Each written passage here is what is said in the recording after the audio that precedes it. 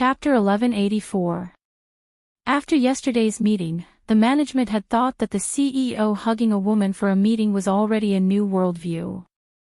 They did not expect today's meeting to be even more awkward. Crunch, crunch, try it, this pistachio is quite delicious. Snake used his left hand to pinch open a pistachio and tossed the shell to one side before sending the kernel into Gu Mingming's mouth. Gu Mingming felt that she was about to be burned by the stares of the management, but Snake did not feel it at all. He looked at Gu Mingming expectantly and asked, "Do you like it?" Gu Mingming nodded and Snake took another one and started peeling it. Gu Mingming took the pistachio from Snake's hand and said, "Focus on the meeting, I will peel it myself." Snake narrowed his eyes. He did not like Gu Mingming rejecting him. He liked to peel the fruit for her. Gu Mingming knew what this master was thinking about again. She smiled in an ingratiating manner and said, "Focus on the meeting. The earlier it ends, the earlier we can go home. I will peel it myself, mmm. Go home earlier." These 4 words pleased Snake. Snake nodded his head reluctantly. The moment his gaze shifted away from Gu Mingming's face, it turned cold and sinister. He looked at the director who was giving his report without a single hair out of place. Then, his left hand tapped lightly on the keyboard. He was decisive and did not hesitate at all. His judgment was shockingly accurate. As a result, the situation became awkward. Other than the rustling sounds of flipping through documents, Elvis's typing on the keyboard, and the crunch sounds of Gu Mingming peeling pistachios, Gu Mingming felt like she was about to break down. She had thought that eating 2 would be enough, but the moment she stopped, Snake immediately turned around and asked, "Why aren't you eating? Are you tired from peeling? Let me do it." No, I just want to drink some water." Snake opened the bottle on the meeting table and handed it to Gu Mingming. His expression as he watched her drink the water was so sweet that it was scary. The management looked at each other. Was this idiot sitting at the head of the table smiling as he watched someone eat pistachios and drink water really their high and mighty CEO? Was he a sperm bank? Gu Mingming had a whole morning of happiness, while Snake, on the other hand, because Gu Mingming wanted to go home earlier, compressed the originally fast-paced problems into an even crazier manner, and finished them all in one morning. At noon, he did not want Gu Mingming to eat takeaway again, so he directly brought her home and personally made lunch for her. Gu Mingming felt that although her superior was her boyfriend, he should not be a leech, right? So she volunteered to wash the dishes, but Snake smiled and said, "Your beautiful hands are not suitable for work." "But I can't just do nothing every day." Gu Mingming felt a little helpless and said, "It's a monthly salary of 4,500, I feel guilty taking it." Snake thought for a moment and chuckled. Then, he pulled Gu Mingming behind him and wrapped her arms around his waist. "Then you can hug me." Gu Mingming nodded. "Ha!" Gu Mingming was confused. Snake chuckled. "This is an important job that no one else can do besides you. In the future, when I wash the dishes, you can hug me from behind." Chapter 1186. Gu Mingming smiled awkwardly. When she wanted to speak again, Bailon had already hung up. Gu Mingming sneaked a glance at Elvis before whispering, "That Bailon is a nice person, just a little hot-tempered.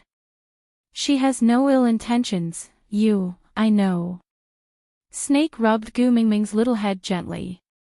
He knew that this Bailon was Gu Mingming's friend since high school. She had fought with others more than once for Gu Mingming and was a very loyal lady. Every time Gu Mingming decided to swallow her anger, she would be the one to grab her arm and rush out to tell her, "I'm not dead, no one can bully my girl." Once, in order to help Gu Mingming ask for a salary, she was beaten up by the restaurant's security guard and had to stay in the hospital for 2 months. Even now, there was still a scar on her back. Snake found out about this through Gu Mingming's memories, because at that time, he appeared in front of Gu Mingming covered in blood with a salary envelope and said to her, girl, I've taken back what they owed you." Gu Mingming's eyes widened. Then, the image of her falling onto the ground had a huge impact on Gu Mengmeng, so she remembered it very clearly. But Gu Mengmeng and the rest did not know that Snake could only allow this incident to happen in order not to affect Gu Mingming's life. But after that, Bailan was hospitalized using a medical insurance card, but the medicines she used were all imported and could not be reimbursed. The doctors were all experts invited by Snake from overseas, pretending to be ordinary doctors. As for the shop that owed Gu Mengmeng her salary, it was said that the shop owner was addicted to drugs and went bankrupt to buy drugs.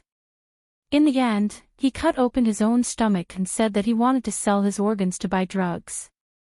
Gu Mengmeng did not need to know about these things, and Snake would not tell her either. But towards a friend like Bailan, Snake was still willing to give her some face. After all, during those years when he could not appear, Gu Mengmeng was fortunate to have such a friend by her side. About half an hour later, Zhang Jinqing and the basketball team arrived at the entrance of the amusement park. They rushed over anxiously and asked, "Where is the other party?" Gu Mengmeng and Snake looked at each other in shock. "The other party? Who?" Zhang Jinqing looked at the two unbelievably calm people and was stunned for a moment. Then he cleared his throat and asked, "You're looking for us so urgently, is it because someone is waiting for you? Why are you blocking us?" Gu Mengmeng stared dumbfounded at Zhang Jinqing, who was holding a baseball bat, and the others, who were wearing finger rings. She was stunned for a moment before she understood. They had received Snake's call and thought that someone was bullying him, so they rushed over to help fight. Gu Mengmeng smiled and waved her hands. No, senior, you've misunderstood. Snake's relative is the caretaker of this amusement park. Today, the amusement park is undergoing maintenance and will not be open to the public. His relative said that he can entertain his friends for an afternoon of free entertainment. That's why Snake called you to invite you over to play with everyone. Zhang Jinqing heaved a sigh of relief and rested the baseball bat on his shoulder. Not knowing whether to laugh or cry, he said, "Oh my f*ck, if King thought you were being chased by someone. So you called us out to play." Snake ignored Zhang Jinqing and just looked at Gu Mengmeng unhappily. She called Zhang Jinqing senior. That was supposed to be a title that belonged only to him, but she actually called someone else. Aside from the topic. Chapter 1187. Snake pulled Gu Mingming's hand and stood up. He looked at Zhang Jinqing and said, "There will be more people coming later. Wait here for them, I have something to say to Tu Meng." With that, Snake pulled Gu Mengmeng into the amusement park. The amusement park had already been emptied. Other than the workers standing by the rides, there was no one else. Not far in, there was a 2-story merry-go-round. Snake pushed the door open and pressed Gu Mengmeng into the carriage. Seeing that they were seated, the workers started the game. The merry-go-round was accompanied by romantic music. Gu Mengmeng stared blankly at Snake, who was pressing his hands on her shoulders. He was obviously angry. She asked, "What happened?" "He was fine just now." "Call me," Snake said. Gu Mengmeng did not understand. "Senior." Snake lowered his head and kissed Gu Mingming's lips harshly. It was as if he was punishing her.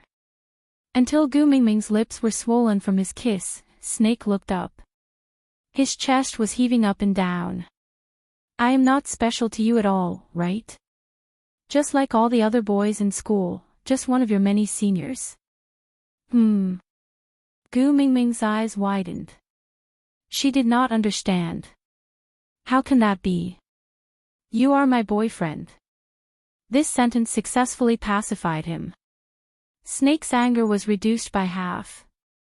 Loosening his grip, Snake sat down beside Gu Mengmeng and said unhappily, "But who can tell from the sound of it? You call me Zhang Jinqing and me the same way." Gu Mengmeng shrugged helplessly. Didn't you give me the title of senior? Snake said, then you can't call others that. Gu Mengmeng said, then what should I call him? Jean Jin Ching. Brother Jean. Brother Jin Ching. Snake's face darkened the more Gu Mengmeng spoke. He did not like hearing her call someone else's name. Especially when that name belonged to a male. His temples throbbed. He looked at Gu Mengmeng with a gloomy gaze. Gu Mengmeng burst out laughing. She wrapped her arms around Snake's arm. How about I don't call you senior anymore? I will call you Kel. How about that? Snake's anger instantly dropped to zero. He clenched his jaw proudly, but the corners of his lips curled upwards unknowingly. Kun, sounds so nice. At first, she was unwilling to call him that. He knew that when she called him that, it would be very pleasing to the ear. Chi, Bailon and the others will be here soon. I want to introduce you to my friends as my boyfriend. Don't make them wait. First impressions are very important, okay? Snake's mood became even better. Tu Meng was willing to introduce him to her friends instead of refusing to acknowledge their relationship and constantly reminding him to keep his distance, making him look like a wild man who could not be seen. Alright, Kel, let's go. Gu Mengmeng shook Snake's arm and said, if Bailon doesn't see me welcoming her at the door later, she will really take out a 40-meter-long sword to hack me. Elvis did not know what to do with Gu Mengmeng, so he stood up straight and walked out of the carriage with her. Seeing the two of them coming down, the staff pressed the button to stop the game. Only then did Gu Mengmeng and Snake'll walk out together. Chapter 1188. Bailon. Gu Mengmeng called out, then let go of Snake and jogged over to Bailon.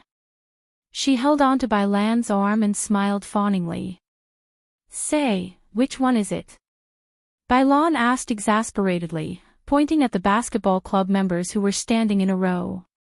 Gu Mengmeng knew that Bailon was asking which one was her boyfriend. Blushing, she pulled Bailon back and turned to look at Snake. This is my boyfriend, Kel. This is my best friend, Bailon. Bailon was stunned for 2 seconds when she saw Snake. Then, she pulled Gu Mengmeng over. Girl, this fellow has nothing but his face. Why did you fall for him? The veins on Snake's forehead twitched. He had lived 2 lifetimes and this was the first time he had heard such an evaluation. Gu Mengmeng broke out in cold sweat at Bailon's words. She shook her head.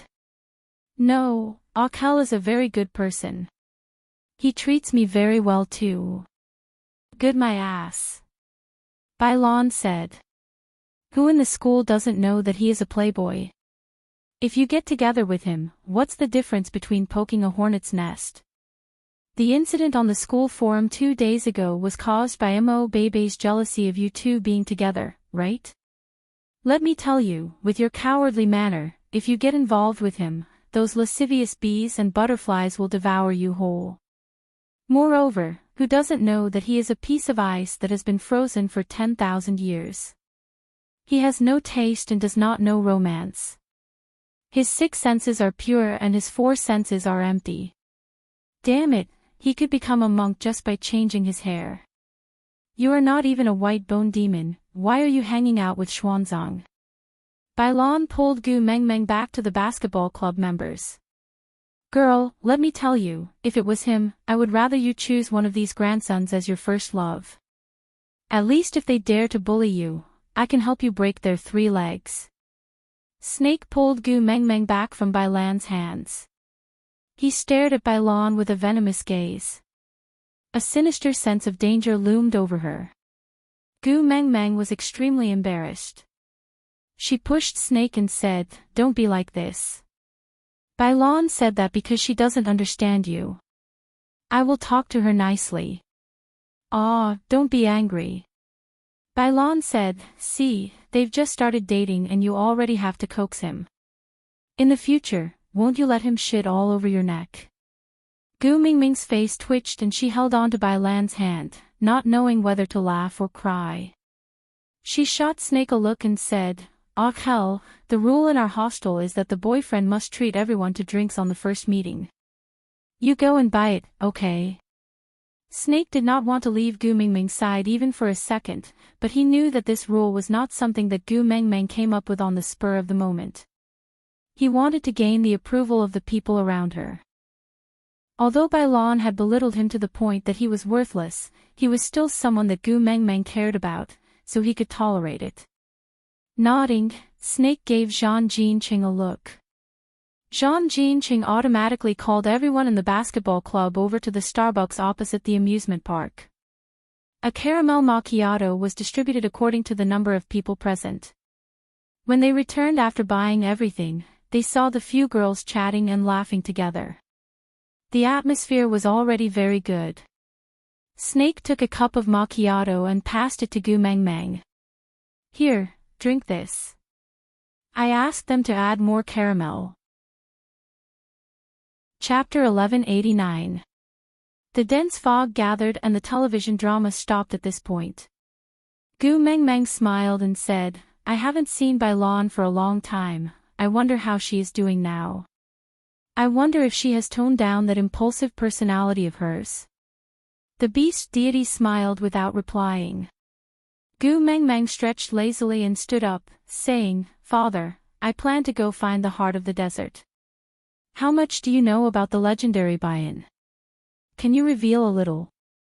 The beast deity did not seem surprised by Gu Mingming's question at all and nodded, saying, "Baiyan." The beast deity's expression had a tinge of melancholy, which surprised Gu Mingming. She tilted her head and asked, "Father, you know him?" The beast deity snapped out of his trance and chuckled, nodding, saying, "Yeah, an old acquaintance." Gu Mingming's eyes brightened, saying, "Then tell me quickly, what likes and dislikes does he have? I heard that he is the guardian of the heart of the desert. I have to build a good relationship with him to obtain the heart of the desert." The beast deity thought about it and shook his head, saying, "He is a very strange person, liking or disliking him all depends on first impressions. As long as he thinks that you are a good person at first glance, then even if you slaughter all the living beings in the world, he will still stand by your side and help you stir up a storm of blood in this world.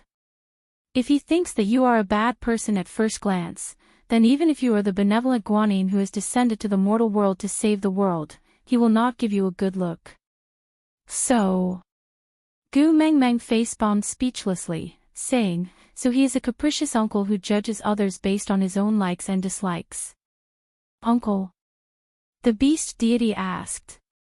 Gu Mingming nodded and said matter-of-factly, "You are my father and you are old acquaintances with him. He is one of Wang Xiaoxin's partners, although he was abandoned, but they are still ex-wife and ex-husband, right? Snake is Wang Xiaoxin's son, which means that Baiyan is his little father. No matter what, I have to call him uncle, right?" The beast deity chuckled and nodded, rubbing Gu Mingming's head, saying, "Yeah, our daughter is so polite, good upbringing, good upbringing."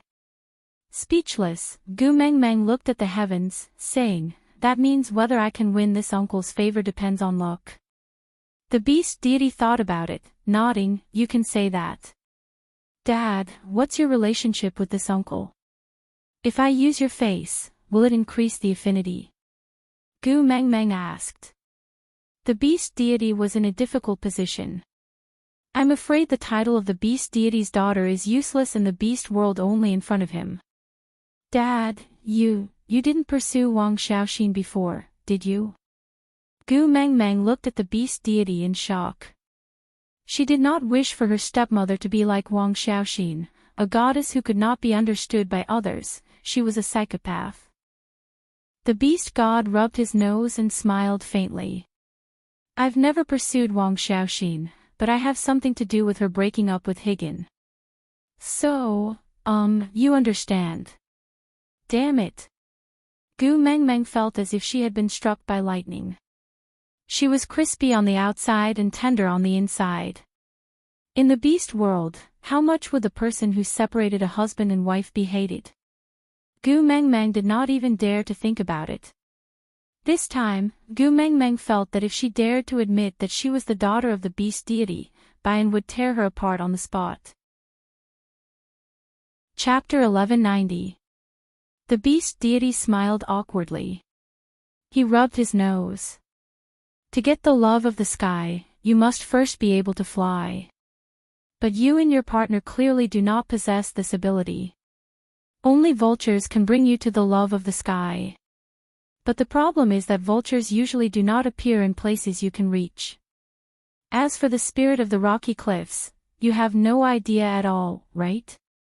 According to the rules, I cannot reveal anything you do not know, so... Gu Mengmeng face-bombed. So I can only find the heart of the desert now, right? The beast deity nodded.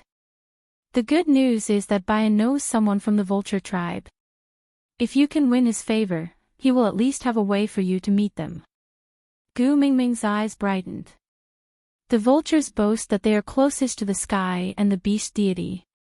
So they must be your diehard fans. I'll be able to use your face in front of the vulture race to increase my favorability, right? The beast deity did not know whether to laugh or cry at Gu Mingming's words. She really behaved like his own daughter, willful and mischievous in front of her parents. She did not even care about her words. The arrogant and haughty attitude she had when she was in the beast world was nowhere to be seen. She was just like a spoiled child, crying for her favorite toy in front of her parents. The beast deity rubbed Gu Mingming's little head. Sure. In front of the vulture tribe, go ahead and use your father's name to strut around. Tell them that if they dare to disobey my precious daughter, I will punish all the females in their tribe so that none of them will get pregnant for the next 5 years. Pfft. Gu Mengmeng burst out laughing. Father, you are abusing your power. Won't you be investigated by the Independent Commission Against Corruption? The beast deity poked Gu Mingming's little head. I only watch romance dramas. I don't watch Hong Kong police dramas. I do not know anything about the Independent Commission Against Corruption. But for my precious daughter, I will not hesitate to be investigated. I am your father after all. Gu Mengmeng pounced into the beast deity's arms. Poppy, you are so nice. The beast deity was still smiling benevolently. He patted Gu Mingming's back. All right, hurry and go. Gu Mengmeng nodded. Oh, the same question. Wabi. The beast god shook his head, indicating that he still couldn't say. Gu Mengmeng did not continue speaking. She knew that the beast deity would naturally tell her if he could. He stood up, patted his butt, and said, Dad, I'll be leaving first. Wait. The beast deity stopped Gu Mengmeng and cleared his throat. That world has a song called Sorrow of Separation. Do you know how to sing it? Gu Mengmeng thought for a while and nodded. Yes, that song is quite popular. Dad, do you want to listen? Can I sing for you? The beast deity shook his head. Next time, I'm afraid your little wolf is getting impatient. Gu Mengmeng nodded and hugged the beast deity. Then father, I will leave first. Lying on his back, he was in a weightless free fall. Gu Mengmeng felt that if the current her returned to the modern world, she should be able to play bungee jumping without fear. Opening her eyes, Gu Mengmeng was not in the cave. Instead, she was basking in the sun on the empty ground outside the cave. Chapter 1191. She chuckled. This was the first time Gu Mengmeng had not heard Elvis's gentle greeting after waking up, but little shit's rebuke after an entire winter. Opening her mouth, Elvis reached for a cup of water from the side as if he was already prepared for it. He helped Gu Mengmeng moisten her throat. Gu Mengmeng smiled after drinking the water. That's right, I am going to leave you behind to play alone. So what, are you going to bite me? Wabi gritted his teeth and glared at her. I came all the way here to find you, and you are going to leave me behind to play alone. Gu Mengmeng, you have no conscience. TSK, a cold-blooded animal like you wants to talk about conscience with me. Did a donkey kick your brain? Gu Meng Meng spoke with no conscience at all. Wabi stiffened his neck. I don't care, I am going to follow you. Where are you going to play? You must bring me along, or else I will break the legs of your little wolf pups and wretched foxes. Gu Meng Meng stretched out her slender legs. What's the point of beating my man? Break my legs if you can. I can't beat you, Wabi admitted confidently. Gu Meng Meng was so amused by Wabi that she burst into laughter until tears came out. Wiping the corners of her eyes, Gu Meng Meng said, We are going to the desert this time. Do you know what a desert is? No water, dry and hot. This kind of climate is not suitable for you. You will suffer. Wabi rolled his eyes and laughed in disdain. Where do you think Snake brought me back to the Snake King Valley from? Gu Meng Meng was taken aback. Don't tell me, your hometown is also the Mecca Desert. Also? Wabi grasped the key word. Gu Meng Meng pointed at Oriton, who was sitting at the entrance of the cave, eagerly waiting for his meal. Him too. Wabi clicked his tongue. I haven't been back for over 800 years. I didn't know that anyone could enter that place now. Wabi's image in Gu Meng Meng's eyes instantly grew bigger. Gu Meng Meng blinked at Wabi and even tried to curry favor with him. Wabi, do you know Bayan? Are the two of you close? Wabi nudged Gu Meng Meng in disdain. Speak properly. You are so disgusting. Gu Meng Meng's expression also changed instantly. She gave Wabi a disdainful shove and looked at Elvis adorably. She pouted her lips and acted cute. Hubby, I'm not cute like this. Elvis's face flushed red and even the tips of his ears turned pink. His throat tightened and his fingers trembled slightly from the intense beating of his heart. He held onto Gu Meng Meng's shoulders and said in a low voice, Other than me and Leah, don't show this expression to anyone else. I will go crazy, understand? Gu Meng Meng's vanity was greatly satisfied. She pounced into Elvis's arms and hugged him tightly. Then, she raised her voice and said in a Lolita voice, Hubby, you're so naughty, you only know how to coax me, thump, thump. Elvis's heartbeat was deafening. Yeah, Gu Meng Meng thought about it. Chapter 1192. Now that she thought about it, she had really let her guard down.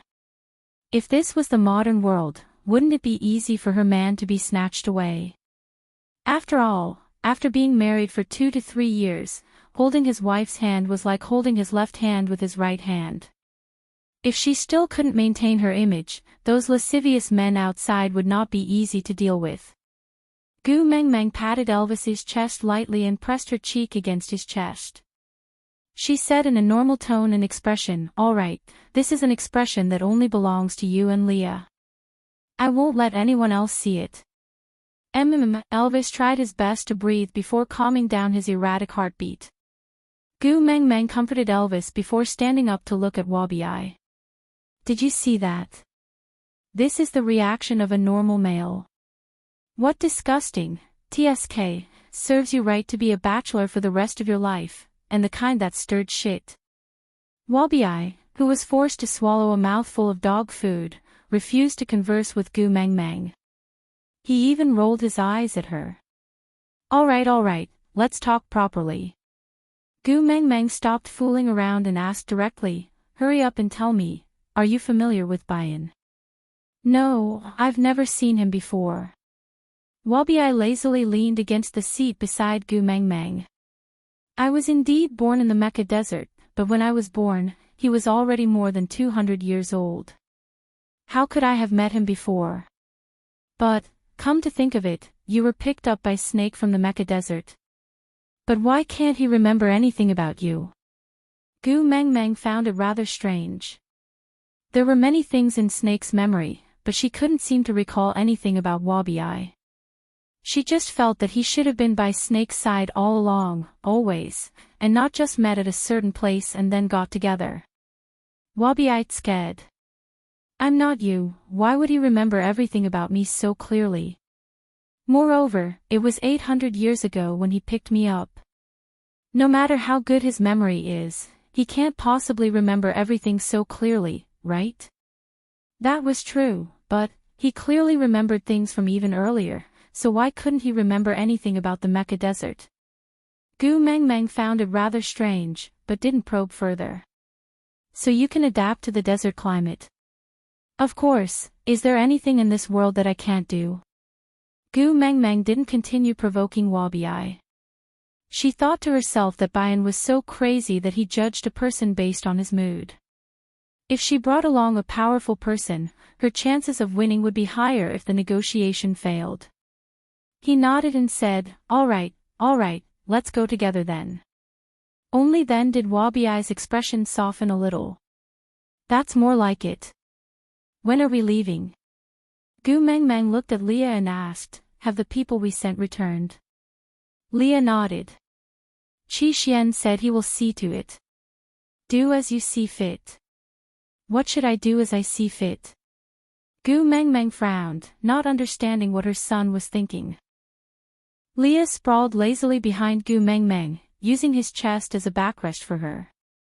He played with her hair nonchalantly as he said, Qi Xian is a male and is more mature than the other three. Try to trust him. I don't think he'll let you down. After all, he is also afraid of your ultimate weapon. Chapter 1193. Ultimate weapon. Mine. What is it? Did Gu Mengmeng have something that could control her entire family? Why didn't she know? Leah bit Gu Mengmeng's ear and said, I am not telling you, what if you use it to bully me? Humph. With that, Leah waved his tail and handed Gu Mengmeng over to Elvis and said, I am going to cook. If I don't, that good-for-nothing tiger will stomp a hole in the ground in our house. After Leah left, Elvis held Gu Mengmeng's hand and hesitated for a moment before asking, Did you ask about that matter? Gu Mengmeng nodded and said, Father said yes, but you must become a beast king first. Elvis pursed his lips and then chuckled and said, Looks like we are determined to get the heart of the desert. That's why I especially want to know about Bayan. He is the guardian of the heart of the desert, but his judgment of a person depends entirely on his mood. If you can like him, everything will be fine, but if you are hated by him, it would be best if he can voluntarily hand it over, if not, then we will just snatch it. Elvis's tone was calm but firm and filled with absolute confidence. Wabi-eye laughed coldly and said, You can't even defeat me and you still want to fight Bayan. Don't forget, when I was born, he was already at his peak for 200 years. Even Snake did not gain any advantage over him. What makes you think you can do it? Elvis raised his eyebrows and chuckled. If it is to protect Xiao Meng, there is nothing I cannot do. Wabi-eye stretched his arms lazily and said, Fight? That's what I was thinking. With that, Elvis kissed Gu Mengmeng's forehead and said, Be good and stay at home. I might be back later today. Let Leah cook for you and don't wait for me, understand? Gu Mengmeng nodded and looked at Wabi-eye and then at Elvis and said, Don't destroy Saint Nazir. So long-winded. Wabi-eye said impatiently and then took the lead to swim away. Elvis hugged Gu Mengmeng and kissed her again before transforming into a wolf and following Wabi-eye. Gu Mengmeng hopped back to Li's side and laid on his back in boredom, watching him cook. She gestured to add more potatoes and more chili. Then, he watched as Oriton burst out into laughter after hearing Gu Mengmeng say to add more chili, but he pretended to be nonchalant. Leo liked it when Gu Mengmeng clung onto him. Ever since she broke up with him, she rarely clung onto him like this. That's right, Elvis was the first partner and he had the absolute priority. And this priority was something he willingly gave up, so he could not fight for it now. Are you at ease to let them go out like that? Leah asked as he added the ingredients that Gu Mengmeng had requested. Gu Mengmeng clicked her tongue and said, little shit knows that Bayan is not easy to deal with, so he is helping Elvis to improve his abilities. The two of them will know when to stop. They won't kill each other. Leah scooped a piece of meat from the pot and blew on it to cool it before sending it into Gu Mingming's mouth. Yeah, we still have quite a lot of medicine for external injuries at home. Let them use it when they return. How does the meat taste? Do you need more salt? Chapter 1194. As they were about to leave, Oriton received special permission to spend the night outside Gu Mingming's cave. He had long gotten used to the life of a vagrant and did not have the habit of not being able to sleep unless he was in his own cave. The temptation of being able to accurately eat every meal prepared by Leah was too great for him, so he gladly agreed to it.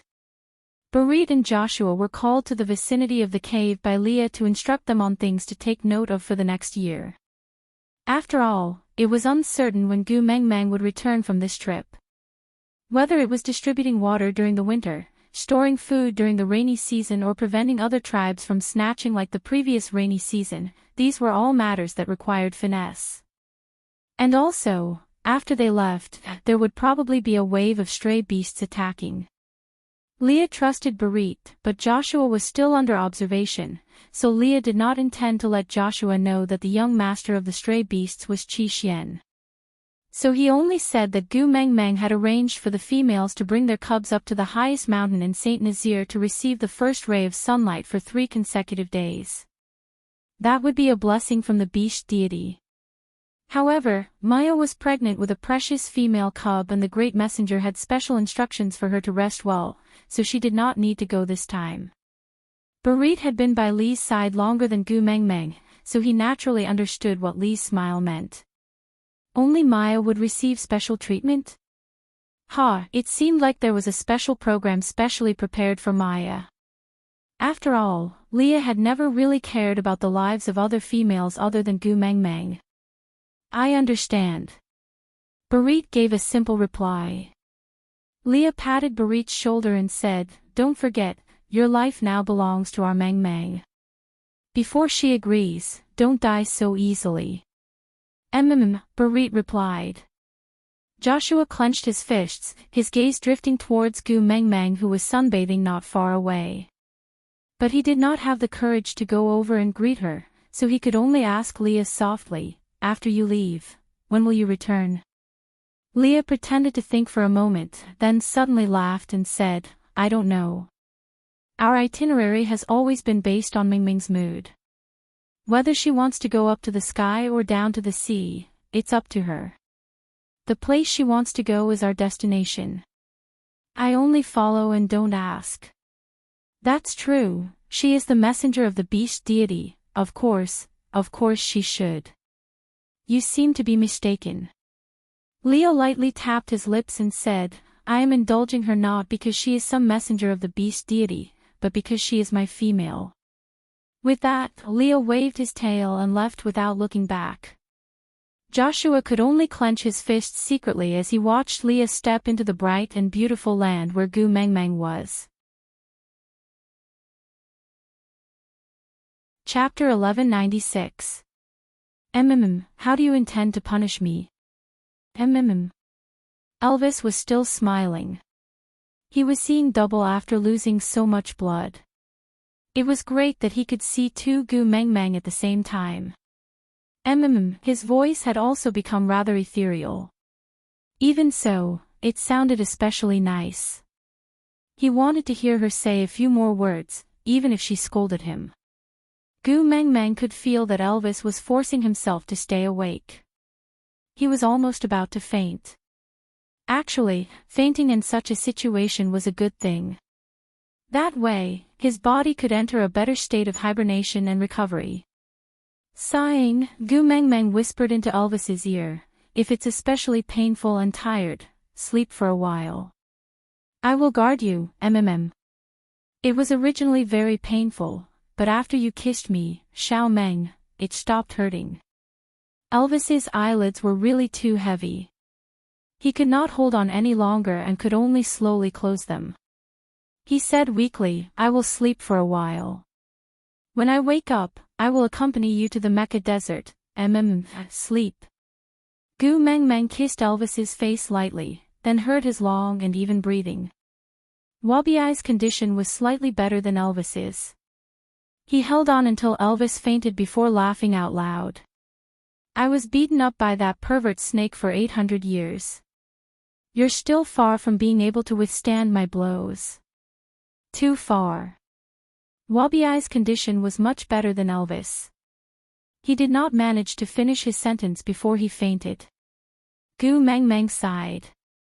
She could neither cry nor laugh. These two were really too much. Under Lee's care, Elvis and Wabiai slept for 4 days before they woke up. Their wounds healed very well during this period. After all, Wabiai did not use poison when he fought with Elvis. Otherwise, Elvis would not be at this level. When Elvis woke up, Gu Meng Meng was lying beside him, sleeping. Turning his body, Elvis gently carried Gu Meng Meng onto the bed, letting her lie comfortably in the crook of his arm. Her long eyelashes trembled slightly and her delicate brows were knitted together. Elvis's heart ached as he gently smoothed her brows. His heart was filled with guilt. She must have frowned in her dream because he was injured and unconscious. But he had no choice, he had to become stronger. Otherwise, even if he successfully obtained the heart of the desert in the Mecca desert, he would not be able to withstand the immense pressure of activating the Beast King bloodline. What would she do if he exploded in front of Gu Meng Meng? He and Leia knew how desperate she was when Snake died, and how long it took for her to recover from the gloom. He swore that he would never let Gu Meng Meng experience that kind of sadness again. Therefore, he had to become stronger. He had to become someone who could stand shoulder to shoulder with her. Only then would he be able to support her when the sky collapsed. Right now, these injuries were nothing. They were really nothing. Chapter 1197. Perhaps she was too exhausted, but Gu Meng Meng slept exceptionally soundly. She only woke up the next day at dawn. Gu Meng Meng instinctively frowned as she felt a familiar warmth beside her. She seemed to have fallen asleep beside Elvis, but she wrapped her arms around Elvis's waist and touched it. This feeling, opening her eyes, she met Elvis's deep blue eyes and warm and doting gaze. His lazy and hoarse voice, unique to the morning, mixed with his warm breath, blew onto Gu Meng Meng's face. "Morning, my Xiao Meng." With that, Elvis kissed Gu Meng Meng's forehead lightly. Gu Meng Meng's lips curled up as she hugged Elvis fiercely. Burying her face in his chest, she sighed. "You are finally awake, you big lazy worm." "Yeah, I am a big lazy worm." Elvis enjoyed Gu Meng Meng throwing herself into his arms. He allowed her to burrow into his embrace, as if she had tunneled right through his chest and into his heart. So early in the morning, isn't it disgusting? Wabiai had woken up a day earlier than Elvis. He was leaning against the wall, watching the two of them out of the corner of his eye. Gu Meng Meng turned back to glance at Wabiai. She harumphed fiercely and ignored him. Elvis looked at Gu Meng Meng's little face that was pretending to be fierce and felt that it was extremely adorable. He pinched her and shook her a few times, then placed her in his palms and kissed her, saying, "I am almost fully recovered, shall we set off after breakfast?" Gu Meng Meng looked up at Elvis. "You just woke up. Don't you need to rest?" "Yeah. I'm fine." Gu Meng Meng nodded. She then got up to wash up and eat breakfast. In the 4 days that Elvis and Wabiai were unconscious, Fei Rui had already returned from the deep sea. Other than sea salt, he had also brought many small items from the sea for Gu Meng Meng. For example, beautiful shells, pearls of good color, beautiful corals and some seafood. Oratin was not very interested in pearls and corals. But for seafood, yeah, his eyes lit up. Seafood was different from other food, it could not be stored for too long, so Leah decided to make seafood for premature births. Seeing that Leah was about to roast the fish on a tree branch, Gu Meng Meng hurriedly stopped him. The last time we were at the beach, we didn't have enough cooking utensils. Now that we have everything at home, who would want to eat grilled fish? Go, set up the pot and boil some water. All right. Leah did not ask why and just did as Gu Mengmeng said. Gu Mengmeng used rattan to weave an irregular drawer and placed it in the stone pot as a separate layer.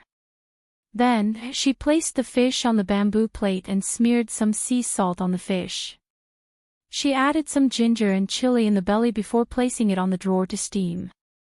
He felt his pulse and calculated the time. A normal person's heart rate was about 75 beats per minute.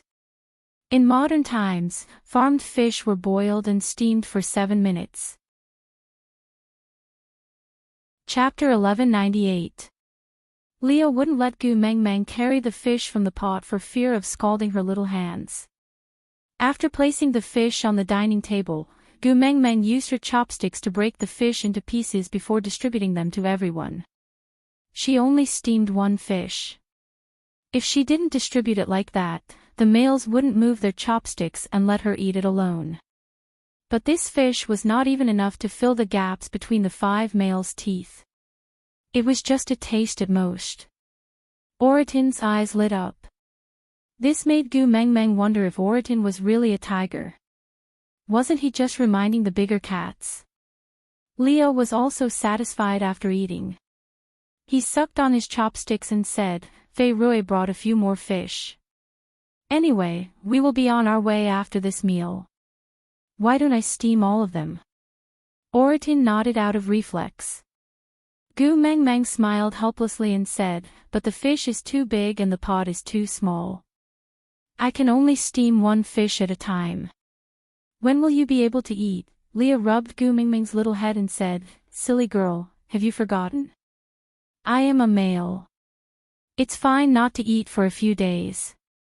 Ah, the eating habits of the beast world, but thinking about it, it would be a waste not to eat the fish that Fei Rui brought from afar.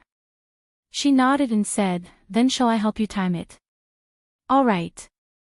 Leah added some more water to the pot and started to steam the fish after boiling. Gu Mengmeng sat beside him and felt her pulse to help him time it. Oratin held on to Fei Rui's shoulders and said, bring more next time, more. Fei Rui was actually a little afraid of land beasts. His heart was pounding when Oratin pressed down on him like a primary school student being blackmailed by a senior. His clear eyes were glistening with tears and he looked like he was about to cry. Gu Mengmeng walked over and pushed Oratin. TSK, don't scare him. If you scare him so much that he won't dare to come back in the future, you won't even be able to eat a single fish scale. This was a very serious matter. Oratin looked at Fei Rui with a deep gaze and then bared his teeth. What? You still want to bite him? Gu Mengmeng looked at Oratin in shock. Oratin closed his mouth and returned to his expressionless face. He said, I'm giving him a friendly smile. Pfft.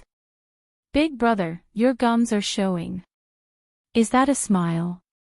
Isn't that a threat before the war? Gu Mengmeng turned back to look at Fei Rui, who was hiding behind her and clutching onto the corner of her shirt with his little hands. Look at how frightened little Fei Rui is. Sorry. Oratin took a step back and said, I can't control my facial expressions. Gu Mengmeng turned back and patted Fei Rui's shoulder. Don't be afraid of him, he is easy to bully. If he does something that makes you unhappy, just say, I won't bring fish back for you to eat anymore, and he'll be obedient. Fei Rui nodded seriously, then looked at Oratin and said softly, don't bully me. I'll bring more fish back next year. Oratin's eyes lit up. After which, he cautiously nodded his head and said, I will protect you in the future. Fei Rui looked at Gu Mengmeng and pursed his lips before replying, all right, thank you. Gu Mengmeng smiled and didn't say a word. She snuggled back into Elvis's arms and picked up the fish from his bowl to feed him. She said, eat the fish while it's hot. It'll taste fishy when it's cold. Chapter 1199. The fish was stuffed into Gu Mingming's mouth. She swallowed it in amusement and said, "Isn't Leah steaming it? There are still a few more. You should try it too, it's quite delicious." Elvis kissed Gu Mingming's lips and his nimble tongue explored her mouth wantonly. He only released her after a long while. His fingers gently caressed the sparkles at the side of her mouth and he smiled. "Yeah, it's quite delicious." Gu Mengmeng pouted delicately. Annoying. She didn't say anything else. After Leah steamed all the fishes that Fei Rui brought, everyone ate to their heart's content before preparing to set off. Elvis and Leah had already prepared everything they needed for the journey. Gu Mengmeng only needed to bring herself along. Barit and Joshua led the entire tribe to send Gu Mengmeng to the boundary of the tribe. They watched her leave before returning. "That little fish just arrived and you threw him aside. TSK, Meng, you're really heartless." Leah wagged his tail and laughed. "You even ate the fish that he brought and accepted his gifts. You want everything but him. Meng, you're so bad." Gu Mengmeng smacked Leah. "Don't spout nonsense. Fei Rui did not give me those things with the intention of what you said. Otherwise, I wouldn't have dared to accept them." "Oh. If it's not that kind of intention, then tell me, why would a male bring food and toys from afar for a female?" Gu Mengmeng thought for a while. "It's probably similar to returning home for the new year and returning to the company to give local specialties to colleagues he's closer to. It's just that their home is in the deep sea, so the specialties he brought are more expensive. Company, colleagues, returning home for the new year, no one present understood what she meant. But seeing that Gu Mengmeng clearly had no intentions towards Fei Rui, Leah and Elvis didn't mention it again. After all, if they talked too much, what if Gu Mengmeng really fell in love with that fellow? The distance between the Mecca desert and Saint Nazaire was quite far. With Gu Mingming's attitude of walking and having fun at the same time, she would need about a month to get there. Fortunately, among the 4 males in the team, Elvis and Lee's tolerance towards Gu Mengmeng was limitless. Although they really wanted the heart of the desert, they were not in a hurry. They did not want Gu Mengmeng to be exhausted and run around for the heart of the desert. Being able to see her smiling face was more precious than anything else. Wabi was even simpler. He didn't care about the heart of the desert. Every now and then, he would provoke Gu Mengmeng, causing her to swing her arms and fight him or use her little mouth to make him speechless. That itself was very interesting, so it didn't matter where they quarreled. As for Oriton, as long as there was meat to eat, he didn't care about anything else. It had been a long month of travel, but with the company of his lover and friends, it didn't seem so difficult. When Gu Mengmeng stood at the border of the Mecca desert, she felt a scorching and dry sensation from the soles of her feet. Looking around, it was all gold-like sand. There were no majestic buildings and not even a trace of life. But it was this boundlessness that deeply shocked Gu Mengmeng. Chapter 1200. Occasionally, the wind would blow sand into Gu Mingming's eyes, and when the wind was stronger, the sand would act like sharp hidden weapons, even leaving streaks of blood on Gu Mingming's face. Elvis's heart ached, so he could only use the beast skin to cover Gu Mengmeng. "Although it's very hot, bear with it, alright?" Gu Mengmeng lay on Elvis's shoulder, looking listless. Although she was mentally prepared, the temperature had gradually risen along the way, so she wouldn't feel unbearable because of the sudden high temperature. However, the desert's climate was really harsh, and it was more torturous than she had imagined. Elvis and Leah did not want Gu Mengmeng to be exposed to such a terrible environment, so the 4 males decided to travel day and night to Fedaden City to meet Bayan as soon as possible. But there were no landmarks in the desert, and although Wabi was born here, he had not been back for 800 years. He was used to the humid climate outside, and although it was not to the extent that he could not bear it, it was still uncomfortable. Looking at the snakeskin that was about to split open, Wabi despised himself in his heart. TSK, he had really lived like a prince for the past 800 years. Although Oriton had left for a shorter time than Wabi, he did not return after leaving. Now, he was relying on his childhood memories, so it was difficult for him to find Fed-Aden City quickly and accurately. After wandering in the desert for 3 days, the food they had prepared along the way had already been exhausted. Oriton said that they would be able to reach Fed-Aden City in the evening, so it was just a situation where they missed out on lunch. Gu Mengmeng felt that it was bearable. Elvis and Leah were worried that Gu Mengmeng would starve, so they simply transformed into beasts to speed up their journey. However, they had not gone far when they saw a group of rattlesnakes fighting with a group of scorpions. Gu Mengmeng patted Elvis, signaling him to stop, before lying down and watching from a distance. So there are group fights in the desert too. Gu Mengmeng chuckled and said, "Lunch is settled." "What are you doing?" Wabi looked at Gu Mengmeng in shock. Gu Mengmeng raised her eyebrows and let out 2 hissing noises. The fighting rattlesnakes were stunned, before they scattered in all directions. The scorpions were stunned, as they had never encountered such a situation before. He was stunned for 2 seconds and wanted to give chase, but he found that he was already surrounded. Wabi swung his snake tail and knocked them out on the spot. Gu Mengmeng ran over happily and picked up the scorpion that was as big as the size of 2 palms without its tail and claws. She broke off its pincers, head and tail one by one, then wrapped them up with the snake's skin and placed them on the surface of the sand to roll around. Because the temperature of the sand on the surface of the desert was extremely high, the scorpion was basically cooked after a few rounds. Gu Mengmeng smiled like a demon in the journey to the west. Shaking her shoulders, she opened the snake's skin and peeled off the scorpion's shell. The aroma of meat wafted out. Gu Mengmeng grinned and handed one to Wabi, then looked apologetically at the other 3 males, especially at Oriton, whose eyes were shining brightly as he swallowed his saliva. "These scorpions are poisonous. Besides Wabi and I, the rest of you will be in danger if you eat them. Sorry, bear with it. Wait till we reach Fed-Aden City before you eat." Chapter 12:01. After eating, Elvis carried Gu Mengmeng and continued their journey towards Fed-Aden City. Before the sun had set, they successfully reached the city gates. So it really is a city. Gu Mengmeng looked at the city walls built with large bricks. Although it was so weathered that it probably could not even withstand a single punch from Gu Mengmeng, it still looked like the kind that archaeologists would risk their lives to dig in. Someone was sitting on the city gates. He looked down at Gu Mengmeng and the rest.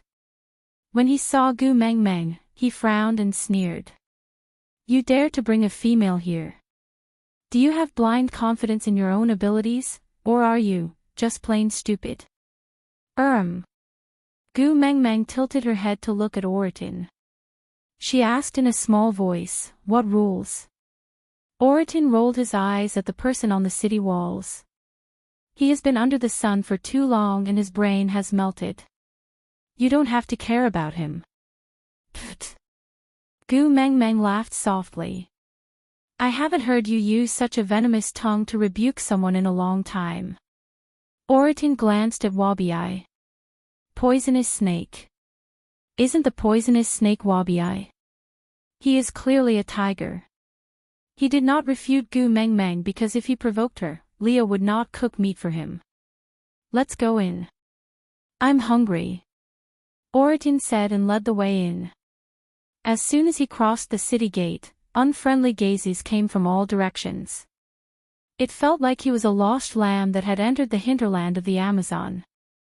Even a mosquito looked at him as if he was food. Wabi twitched his lips. "Sigh, so annoying, can we eat them?" Gu Mengmeng patted Wabi's shoulder. "Bear with it for a while. Find Bian first." Once Gu Mengmeng said that, the entire world quietened down. It was not an exaggeration to say that even the sound of the clouds drifting in the sky could be heard clearly. Bayan was a name that could not be mentioned here. Gu Mengmeng had this understanding. Why would a person whose life and death were unknown for 1,000 years become a taboo topic? Gu Mengmeng could not understand. Looking for me. A cold voice came from not far away. It was just two simple words, but Gu Mengmeng could feel the surrounding temperature dropping. The covetous gaze seemed to have disappeared in an instant. Gu Mengmeng could clearly feel that the person hiding in the dark was slipping away like sand in her hand, obvious but untraceable. Looking towards the source of the voice, a tall and sturdy man was leisurely walking towards them from afar. He had a smile on his face and his eyes were cold. His entire body exuded a sinister feeling that could not be underestimated. That feeling had nothing to do with anger, and he did not emit any beast pressure either. It was just a strange magnetic field, as if he was a 10,000-year-old evil ghost that had walked out of hell. Even the sun could not shine on his body. Elvis carried Gu Mengmeng and took a step back. Leah used half of his body to shield Elvis, while Orton and Wabi were already prepared for battle. Just 2 words and everyone's nerves were stretched to the limit. That person walked towards Gu Mengmeng step by step, with no intention of stopping.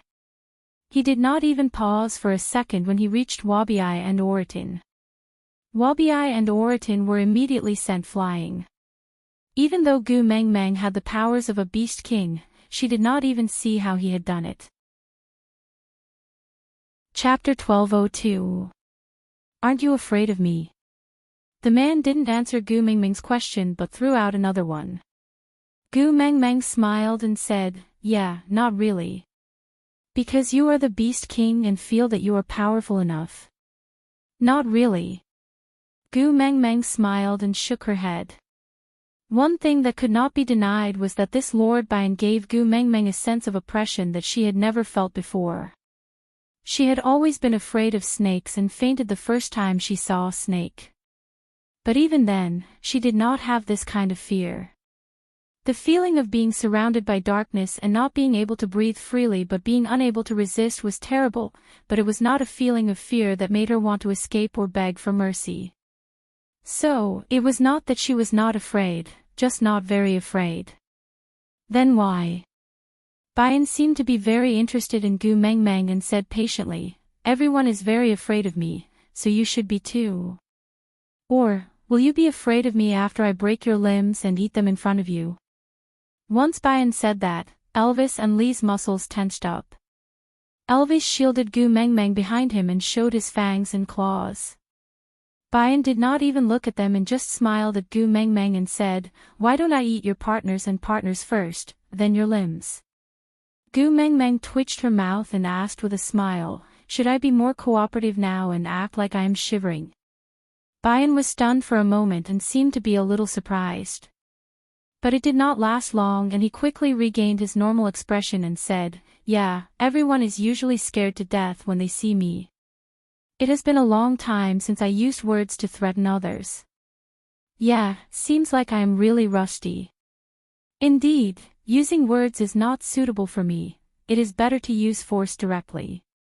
As Bayan said that, he grabbed Lee's neck and looked at Gu Mengmeng with a cruel smile on his face that was so sinister that even his facial features could not be seen clearly. He said, "I have not eaten a fox for a long time, I want to tell Wang Xiaoxin that you bullied me." Gu Mengmeng said in a lukewarm tone. Then, Bayan's expression cracked. "You know her." Leo was flung to the side by Bayan. He took a step forward and pushed Elvis away.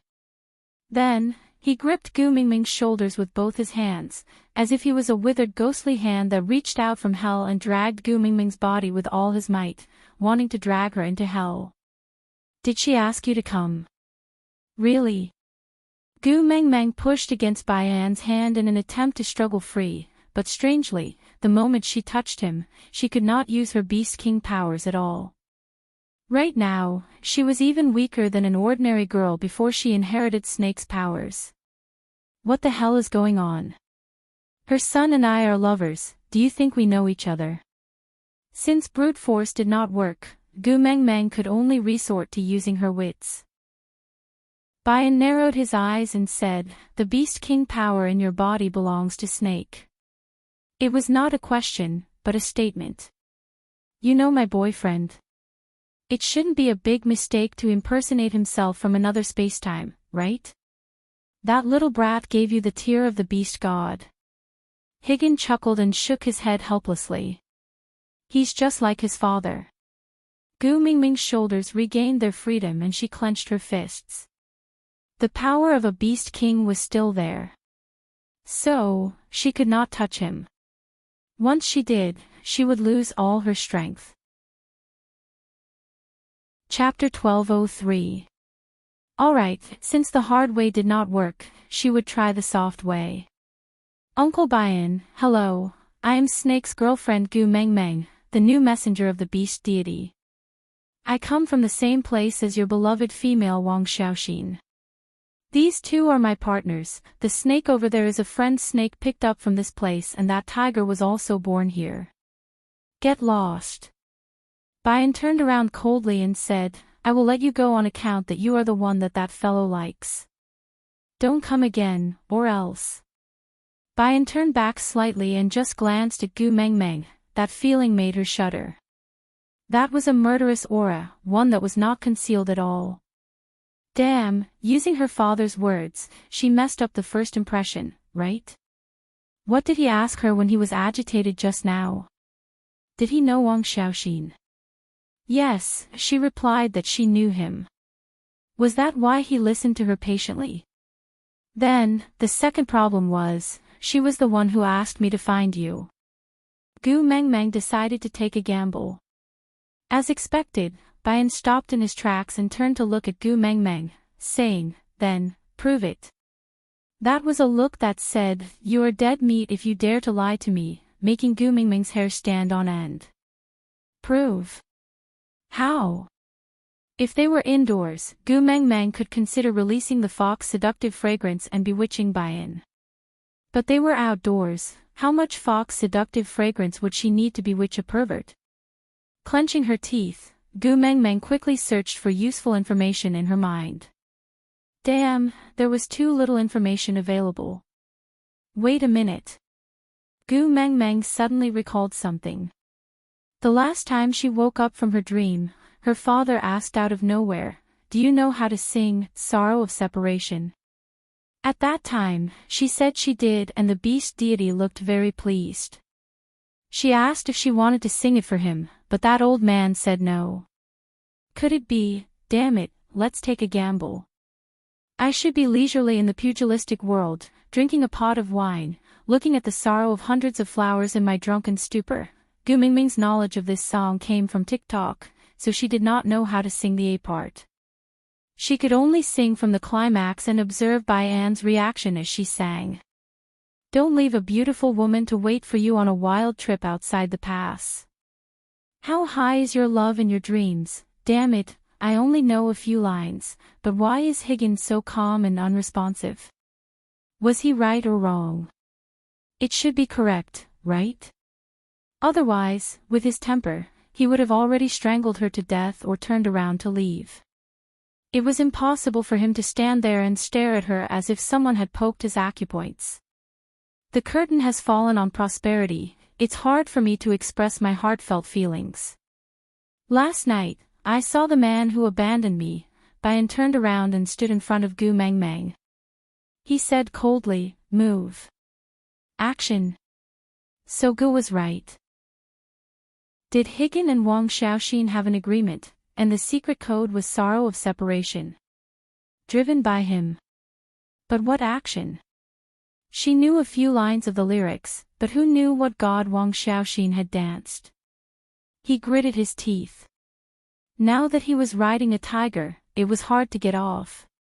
If he said that he was lying now, he would probably die a worse death than before. Making up her mind, Gu Mengmeng decided to give it a try and use the part of TikTok that the god had danced, Sorrow of Separation. Gu Mengmeng had never thought that one day, her addiction to TikTok could help her at a critical moment. Chapter 1204.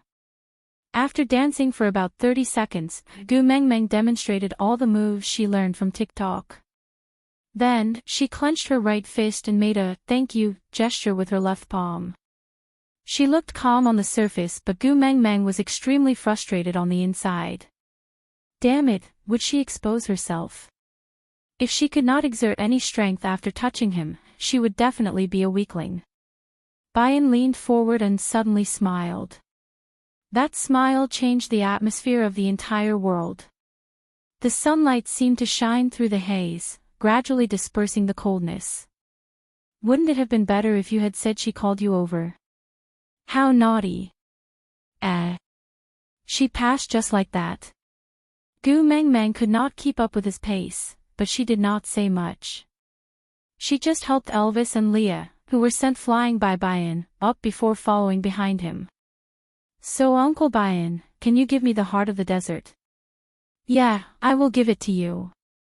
Bayan smiled faintly. It was clearly just a slight smile, but somehow, Gu Mengmeng felt that Bayan looked very blissful. He was completely different from the person who was at the peak of hell just a moment ago. The entire scene had instantly turned into heaven. It was as if he could play the role of Cupid if he had a pair of wings. Just a person called over by Wang Xiaoxin could make him so happy. Could it be that a man who had been single for thousands of years could orgasm just by hearing his ex-wife's name? Gu Mengmeng could not understand, but she still followed behind Bayan and asked, "Then when will you give it to me?" Bayan stopped in his tracks and turned back to look at Gu Mengmeng. His eyes narrowed into a line and the corners of his lips curved up so beautifully. He reached out his large hand and caressed Gu Mengmeng's little head. "Don't be anxious, I will give it to you after I settle some matters." Oh. Gu Mengmeng nodded. Thinking about it, he must have his own matters to settle, right? She was also embarrassed to ask him to bring her to find the item first. After all, her father had already said that the reputation of the messenger of the beast deity was not worth a single cent to him. A second-generation immortal like her was just a fart in his eyes. Gu Mengmeng did not want to drop because of Wang Xiaoxin, so she said very sensibly, "Then let's find a place to settle down first. When Uncle Bayan is free, you can bring us to find the heart of the desert." Higgins shook her head. "No, you must stay with me at all times." Ah. Gu Mengmeng was shocked. Did she meet a pervert? Damn, a 1,000-year-old demon snake had already caused Gu Mengmeng to break down. Now there was another one, and it was her boyfriend's stepfather. This was going to be incest. No, no. This really won't do. Bayan looked at Gu Mengmeng's guarded expression and could not help but smile. You really resemble her. How long has it been since I last saw such a reaction? Yeah, it's been 1,000 years. Don't worry, no matter how similar you are, I'm not interested if you're not her. I want you to stay with me because I must personally ensure your safety. I've waited for 1,000 years. I can't let anything happen to him under my watch. Chapter 1205. Gu Mengmeng put on the demeanor of a well-behaved junior and said, "You may not believe it, but my partners and I are actually quite powerful. As long as the opponent is not you, at least we can protect ourselves without any problems." Bayan's smile did not change, but his aura changed subtly. Gu Mengmeng could even clearly feel the haze that had just been dispersed by the sun gathering again. Disobedient children will be punished.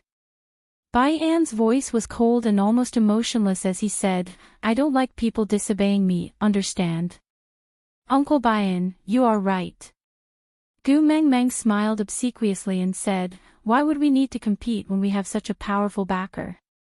Uncle, please take care of us, good girl." Bayan chuckled and turned to continue walking. Gu Mengmeng wiped the sweat off her forehead and patted the sullen faces of Elvis and Leah. It's all right, it's all right. Elders are all like this."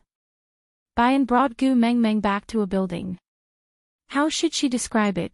Gu Mingming's first reaction when she saw the building was to hang a banner with the words Dragon Gate Inn written on it. Damn it, one look and she knew it was a scam. Did they sell barbecued pork buns or something like that? Bai An's jaw moved a little and there was a slight sound of bones rubbing against each other. Gu Mengmeng did not know what he was doing, but in a short while, many scorpions swarmed over like a tide. Damn it!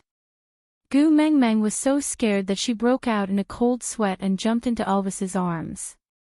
Wabiai immediately revealed his true form and lifted his head high. He then used his tail to wrap Elvis up and placed him on his head to widen the distance between Gu Mengmeng and the scorpions. Gu Mengmeng still screamed. It was an earth-shattering aura. She was not afraid of scorpions, but she was scared of a bunch of scorpions. Gu Mengmeng had goosebumps all over her body as she kicked her legs in Elvis's arms, as if she was trying to fling something out of Elvis's arms. Gu Mingming's hair stood on end as she felt goosebumps all over her body. Gu Mengmeng screamed until she could no longer make a sound. She closed her eyes tightly and grabbed onto Elvis's arm, screaming hysterically. Xiao Meng, it's all right now. It's all right now. Elvis patted her back gently to comfort her. Gu Mengmeng screamed until she was almost out of breath. She only calmed down after hearing Elvis's words and opened her eyes carefully. What the F***CK? I'm looking into Higgins' eyes.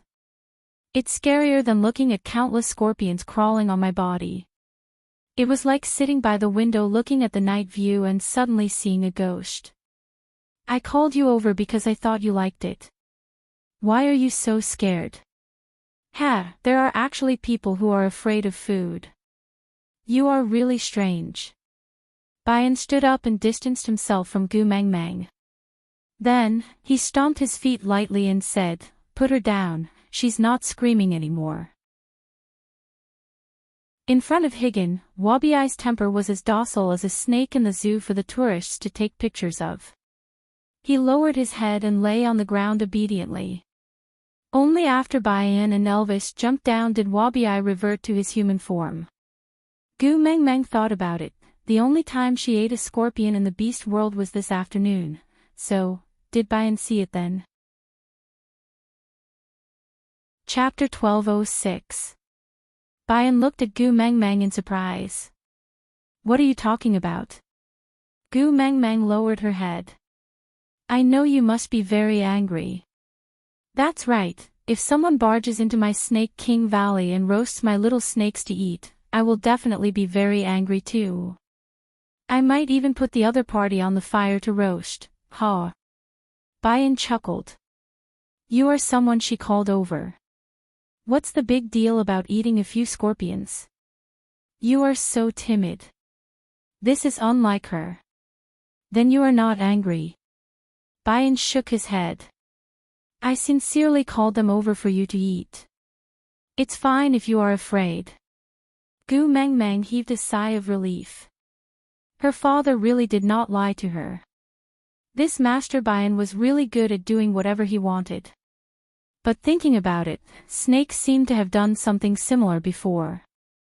He picked up a little snake beside him and asked if she wanted to eat it.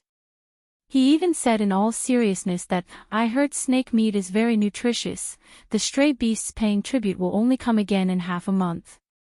So if you are hungry during this period, you can only rely on your own abilities to find food.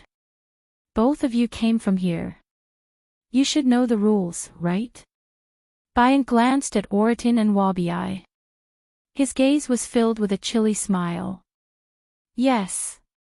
Oratin nodded expressionlessly as a reply. Leave this little thing by my side. I will look after it. But your food, settle it yourselves. With that, Bayan grabbed Gu Mengmeng by the back of her neck and pulled her out from Elvis's arms. He placed her at the side. Then, he looked at Gu Mengmeng. Does she have any message for you to pass on to me? This sheet was naturally referring to Wang Xiaoxin. But, what message was there to pass on? She had never seen Wang Xiaoxin before.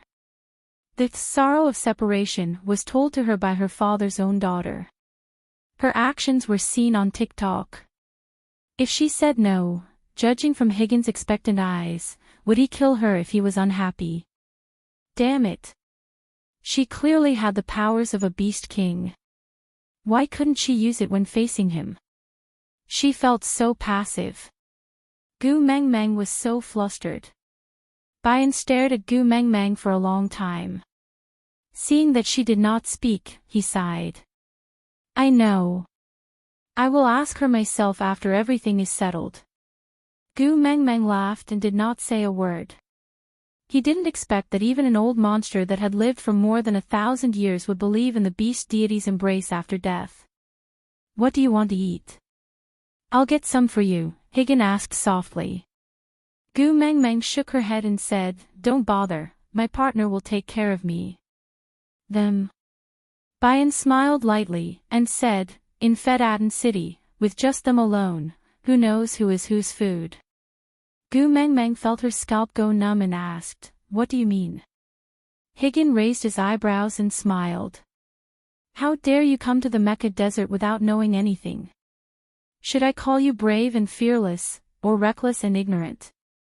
So what exactly does it mean? Gu Meng Meng felt even more uneasy. Bayan chuckled and said, Every month, stray beasts would come to Fedaden City to pay a tribute of food, and all the beast men in the city would fight for it with their own strength. But how much food do you think the stray beasts can bring? Is it enough to feed an entire city? Gu Meng Meng shook her head instinctively. Higgin chuckled and asked casually, What do you think we should do when we don't have enough food? Chapter 1207. Bayan raised his head and smiled like a red spider lily blooming in hell, charming and dangerous. Survival of the fittest, the winner gets to eat alone. You are either the hunter or the hunted. F*******. Going out to kill or be killed, was that what it meant? No wonder the person sitting on the city gate spoke so strangely and the stares she felt when she entered were so strange. It was not a misunderstanding, she was really being treated as food. Although she was used to eating things like lions, tigers and bears, Gu Meng Meng really could not overcome the psychological barrier of eating orcs. Uncle Bayan. Gu Meng Meng decided to abandon her dignity and act cute. Bayan clicked his tongue and said, I will call the scorpion, or you can call the snake. Choose. Scorpion. Gu Meng Meng decided without hesitation. Because she could understand snake language now, eating a snake in front of her was no different from eating a human. In the past, she did not dare to eat snakes because she was afraid of them, but now she really could not bring herself to do it. Bayan was just about to move his jaw when Gu Meng Meng immediately pulled his arm and said, Small. I am scared if there are too many. The word helpless on Bayan's face made Gu Meng Meng smile awkwardly. She had no choice, the sight of the scorpion swarming over like a tidal wave was too scary. They were not filming the Grave Robbers Chronicles, there was no need for such terrifying special effects. With two gurgling sounds, 70 to 80 scorpions gathered over. Because they were bigger, they looked rather scary. But Gu Meng Meng, who had been frightened by the scene just now, did not jump up. She just nodded and said, Wabi, smack them to death. Wabi glanced at Bayan and did not dare to make a move. Bayan rubbed Gu Meng Meng's head and said, Let me do it. That would be so embarrassing. Gu Meng Meng said as she rubbed her little hands together. Her face was beaming and her eyes were filled with the words Please start your performance. She said one thing but meant another. Bayan did not say much and just stood up to walk to the center of the scorpions. He gently moved his fingers and all the scorpions were like toys without batteries, instantly losing all signs of life. Leah knew about Gu Meng Meng's cooking method in the afternoon, so he picked up the scorpions one by one to cook, not letting Gu Meng Meng tire herself out. Bayan used his fingernail to cut his finger and wiped a trace of blood from everyone's mouth. Eat it and you won't be afraid of the scorpion's venom. The males did as they were told without hesitation. The disparity in strength meant that Higgin had no reason to lie to them. If he wanted them dead, he could probably just stare at them. Bayan sat beside Gu Mengmeng, his cold gaze landing on Gu Mengmeng's face, as if he was looking at someone through her. Gu Mengmeng thought that since they were both from the modern world, she might have some of Wang Xiaoxin's unique aura. Uncle Higgin, aren't you busy? Then hurry up and go. After you are done, you can bring me to find the heart of the desert. Bayan leaned his body backwards with his elbows supporting the back of his body. He looked like a demonic cult leader lying on the battlefield, bewitching and terrifying. He glanced sideways, his gaze calm and not sharp. He was clearly smiling but no one could guess his emotions. He hooked his finger at Gu Mengmeng and said, "Little girl, let me tell you a story, how about that?" Gu Mengmeng was stunned.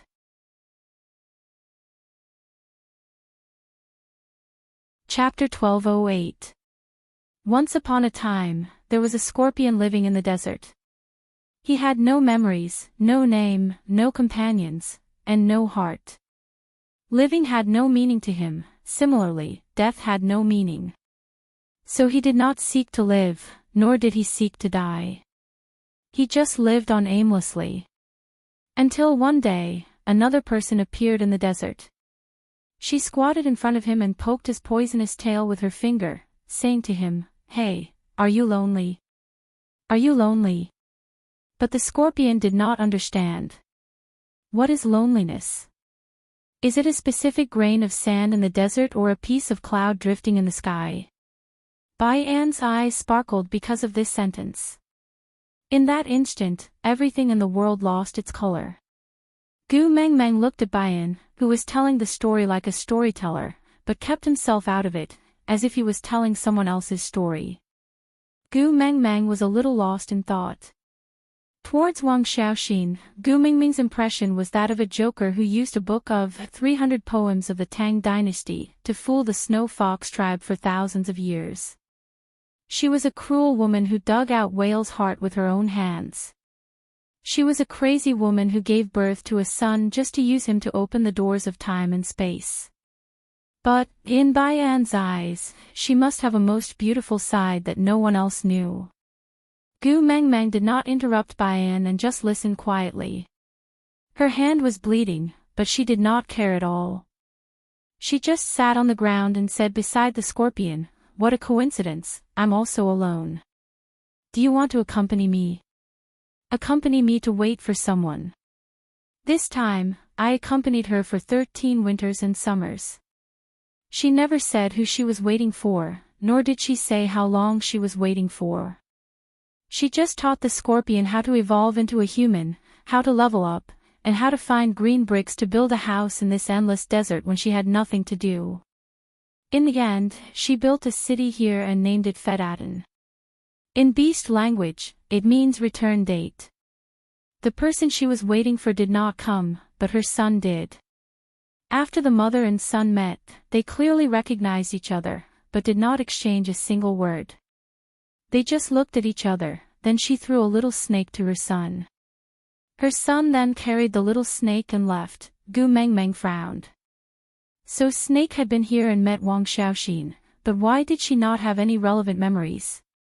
Bayan continued to narrate the story in a nonchalant tone. His gaze landed on Wabiai for a moment and darkened. He clearly knew Gu Mengmeng's doubts but he did not answer her and just continued. After her son left, she said to the scorpion, "I'll give you a name, Higgin." It was a kind of flower, and the flower language was the gentleness of the devil. When the flower blooms, one red and one white, both symbolize death. However, the white mandala blooms on the road to heaven, while the red mandala blooms on the road to hell. Guard hell for me. If someone comes here with my entrustment in the future, give her this mandala and let her help me bring that person back. Bayan's gaze landed on Gu Mengmeng's face. He was clearly smiling but it made Gu Mengmeng feel miserable. Gu Mengmeng could not understand her own feelings. His eyes and lips were filled with bliss, but this bliss had a heart-wrenching bleakness to it. Chapter 1209. I don't know when it started, but the stray beasts gradually stepped into this desert. They fought fiercely and disturbed his life. They even set their greedy eyes on his red spider lily. At first, the stray beasts attacked him one by one, then it turned into groups of stray beasts attacking him. Those seemingly endless stray beasts swarmed towards him, then, he became a demon in the massacre. Stepping on the mountain of white bones, he felt hunger for the first time. So, he sat on the mountain of corpses and started eating the stray beasts at his feet. In the end, not even a bone was left. So, he was worshipped by the stray beasts as their lord. His name became a taboo in this world. She wanted him to guard the path to hell. If he did not become a demon, how could he guard it? Luckily, he did not let her down and helped her wait for the person who came to retrieve the flower. Bayan straightened his body and pinched Gu Mingming's chin with his long and slender hands like those of a pianist. As if he was examining a piece of art, he said, "So, of course, I will give you the heart of the desert so that you can bring back the person she is waiting for. Only in this way can I be considered to have accomplished what she entrusted me to do and see her. So, I am more anxious than you, do you understand?" Gu Mengmeng nodded, not fully understanding. Bayan then chuckled and let go of her chin. "The wound is not on your own body, how would you understand? But it's all right, you don't have to understand. I will slowly tell her about this loneliness when I see her." By right, Gu Mengmeng should have felt scared after hearing that he ate a pile of corpses. But she did not know if it was because she had seen too many things that would ruin her worldview after coming to the beast world, so this matter was not something she could not accept. In Gu Mingming's eyes, Bayan was just a poor man who had fallen in love. "Uncle Bayan, I have a question for you." "Go ahead." "You said you are the lord of the stray beasts." "Then Cole." "That fox." Bayan thought for a while and chuckled in disdain. "Playing house outside and declaring himself king. He is just a clown who uses his little tricks to cheat." "Then, you're not going to do anything about it?" Bayan chuckled. "The stray beasts outside are just a bunch of trash. I don't even open a garbage collection center, why should I care?" Gu Mengmeng choked on her words. "Ha, that's right. Compared to these monsters in Fedaten City, the stray beasts outside were just a mob, not even worth mentioning." As they spoke, Li's roasted scorpions were already cooked. He peeled off the 2 fattest ones and handed them to Gu Mengmeng. "Eat something first. Tomorrow, I'll let Wabiai and Elvis help you search for other scorpions." Gu Mengmeng shook her head and said, "Let's just eat scorpions, it's quite good. Moreover, the quantity is huge. I reckon that it would take 3 to 5 years to finish all of them." Leah chuckled and patted Gu Mingming's head.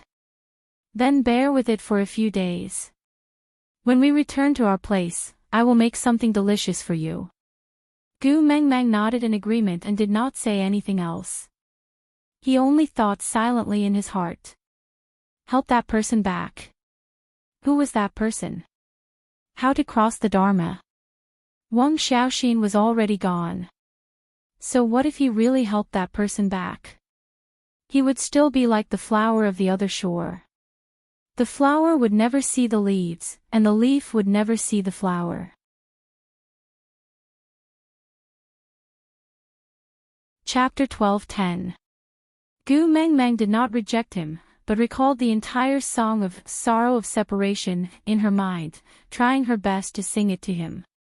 With every word, Gu Mengmeng could feel the blood in Bayan's heart surging. He was different from Snake. Snake was muddle-headed for the past 1,000 years, while his 1,000 years was a catastrophe known as waiting. Time was like a knife, mercilessly cutting into his heart. Now, he was finally released from his sentence. How could he not be excited?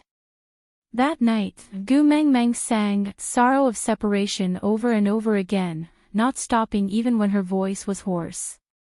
Gu Mengmeng was fortunate enough to appear on stage at this banquet with a time difference of 1,000 years. Then, she would echo the previous messenger of the beast deity, with a brilliant beginning and a perfect ending.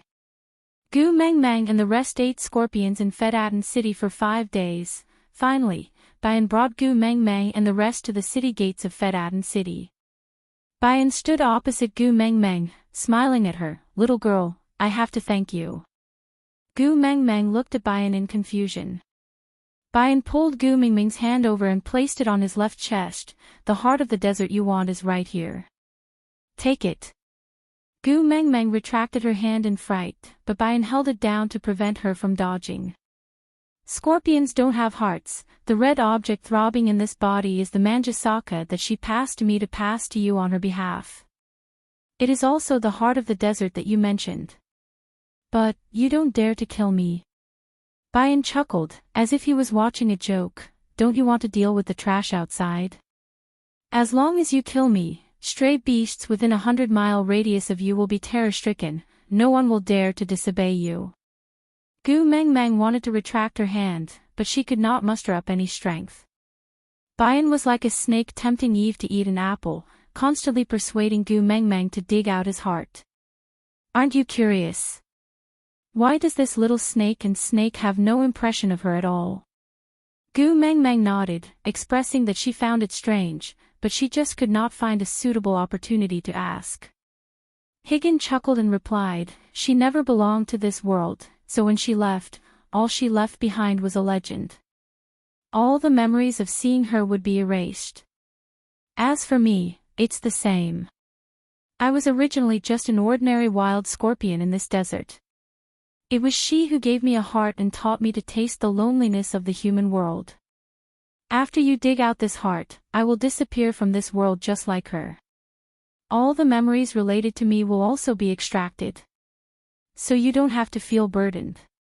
After you dig out my heart, you will only remember that you obtained the heart of the desert, but you won't remember that your hands were once stained with my blood." Gu Mengmeng's memories were filled with scenes of massacres, but she really could not bear to kill someone herself. Even when she was facing Cole, she could only dig at the right side of his chest despite her extreme hatred. She did not have the courage to dig out his heart with her bare hands.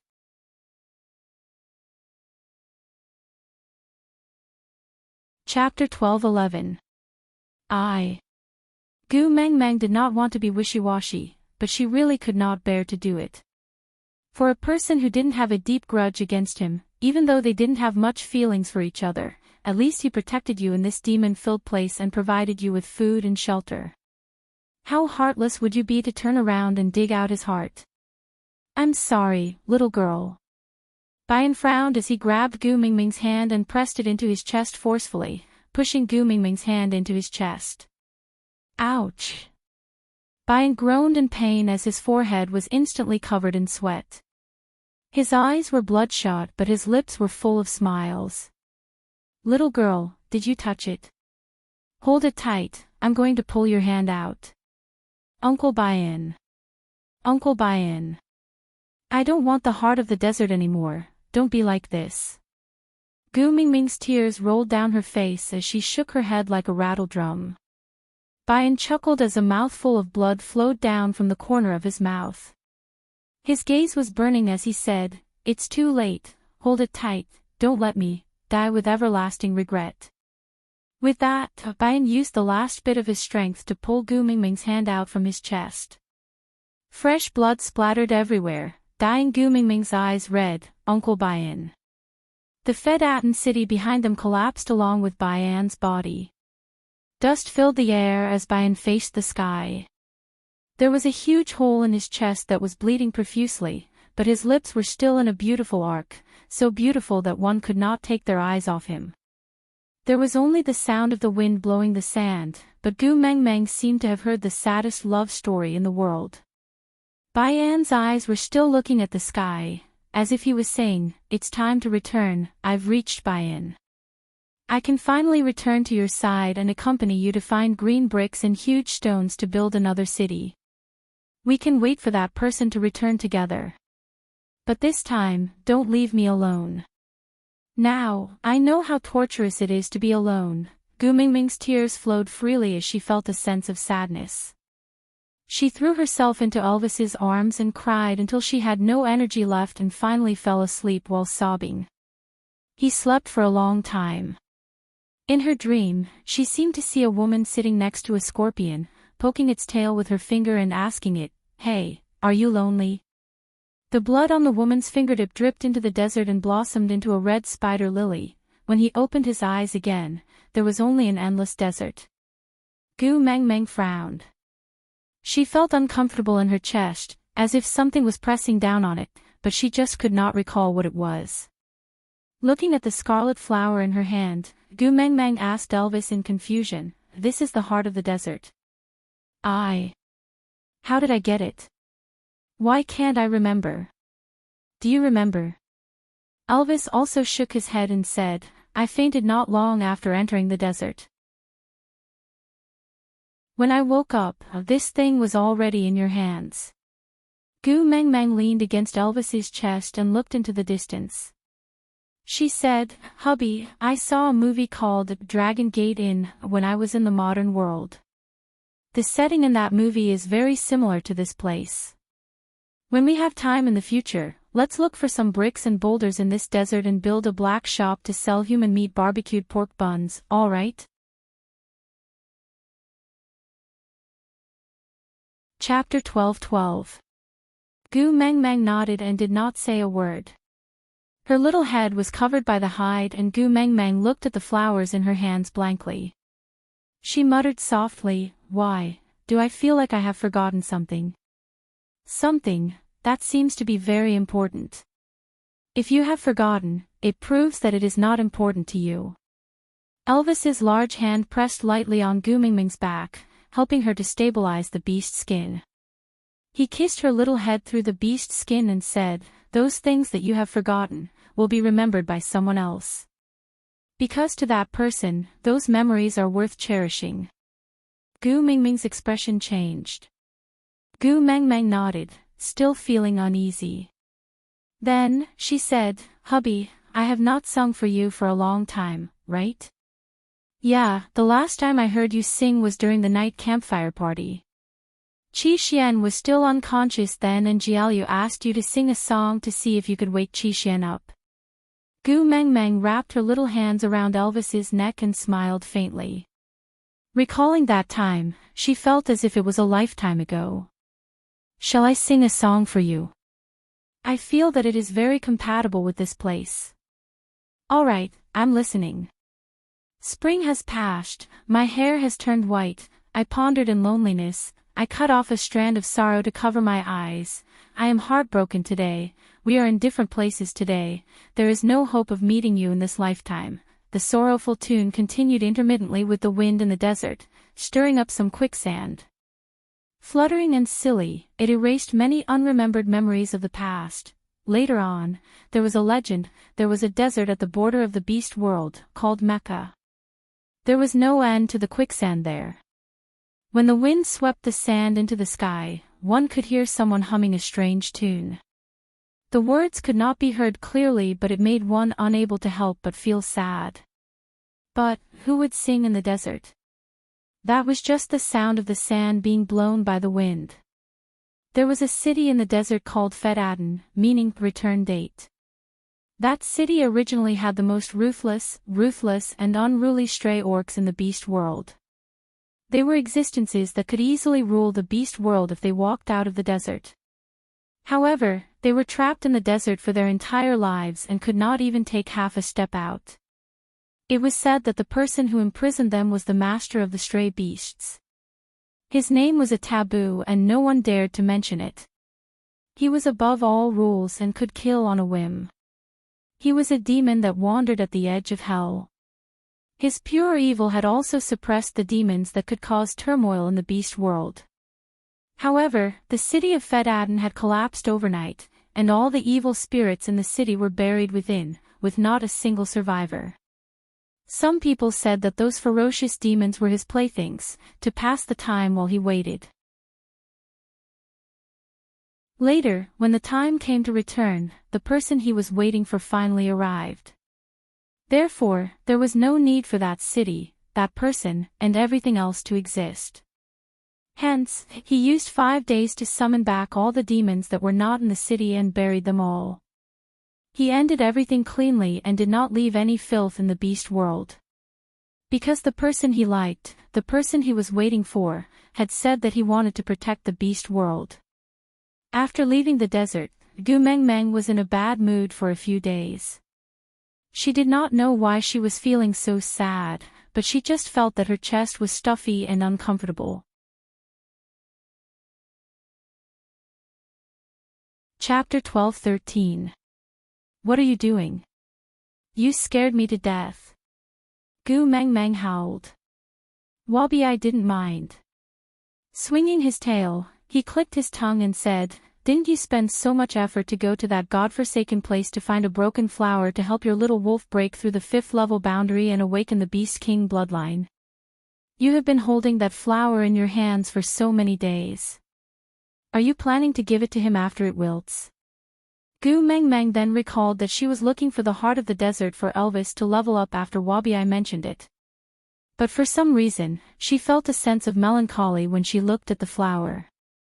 "I can't remember where this flower came from. Is it really okay to use it directly? Could it be Cole's trap?" As Gu Mengmeng said, she frowned. "In the past, every time I looked for the 7 treasures, Cole would join in and do some disgusting things. But this time, he didn't appear. TSK, I feel like I am suffering from paranoia. If he doesn't come out to cause trouble, I will feel uneasy." Leah cupped his cheek. "I also find it strange. He asked Joshua to lead you to the heart of the desert, but he didn't appear. It's not like him." Elvis tugged at Gu Mingming's little hand. "Whether it's a trap or not, we will know once we step on it." Gu Mengmeng looked at Elvis with widened eyes. "You want to? No, we haven't figured it out yet. What if something happens to you? Will you allow anything to happen to me?" Elvis asked with a smile. "I won't allow it." Gu Mengmeng answered without hesitation. Elvis nodded and said, "I always listen to Xiao Meng's words. I will never do anything you don't allow, right?" "But..."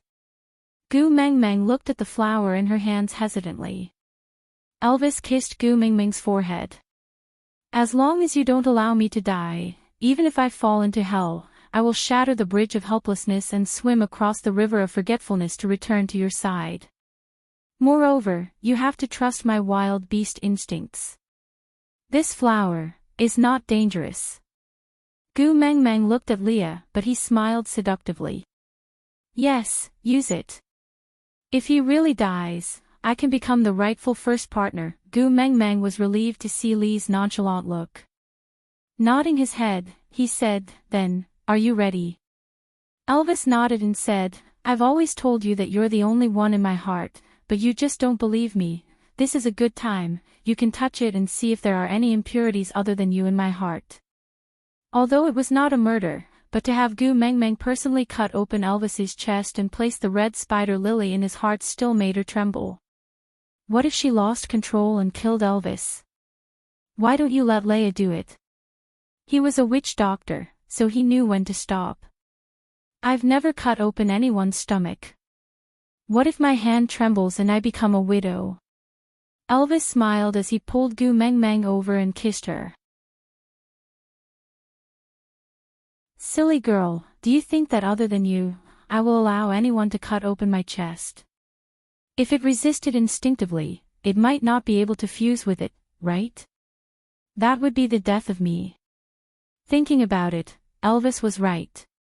Other than Gu Mengmeng, why would he trust anyone else to put their hand into his chest and touch his heart? Gu Mengmeng took 2 deep breaths. "All right, I'll do it."